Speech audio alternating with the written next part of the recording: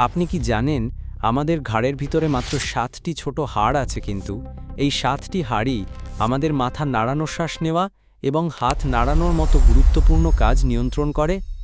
এই হাড়গুলোকে বলা হয় C1 থেকে C7, আর এগুলো মিলে তৈরি করে আমাদের সার্ভাইকাল স্পাইন। প্রথম হাড় C1, যাকে বলা হয় অ্যাটলাস। এই হাড়টি আমাদের মাথাকে উপরে ও নিচে নাড়াতে সাহায্য করে। আমরা যখন হ্যাঁ বলার মতো করে মাথা নাড়াই, তখন মূলত এই হাড়েই কাজ করে। দ্বিতীয় হাড় C2, যার নাম অ্যাক্সিস। এই হাড়ের জন্যই আমরা সহজে মাথা ডানে ও বামে ঘোরাতে পারি। এরপর আসে C3। এই হাড়টি ঘাড়কে শক্তভাবে সাপোর্ট দেয় এবং মাথাকে স্থির রাখতে সাহায্য করে। C4 হাড়টি শ্বাস-প্রশ্বাসের স্নায়ুর সাথে যুক্ত, তাই এটি আমাদের শ্বাস নিতে গুরুত্বপূর্ণ ভূমিকা পালন করে। C5 কাঁধ ও বাহু নড়াচড়ায় সাহায্য করে, যার ফলে আমরা হাত তুলতে বা নাড়াতে পারি।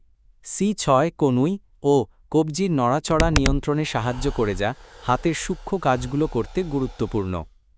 সবশেষে রয়েছে C7 ঘাড়ের নিচের বড় হাড়, যেটি সবচেয়ে সহজে অনুভব করা যায়। এই 7টি হাড় একসাথে কাজ করে, আমাদের ঘাড়কে শক্তি দেয়, নড়াচড়া করতে সাহায্য করে এবং গুরুত্বপূর্ণ স্নায়ুগুলোকে সুরক্ষা দেয়।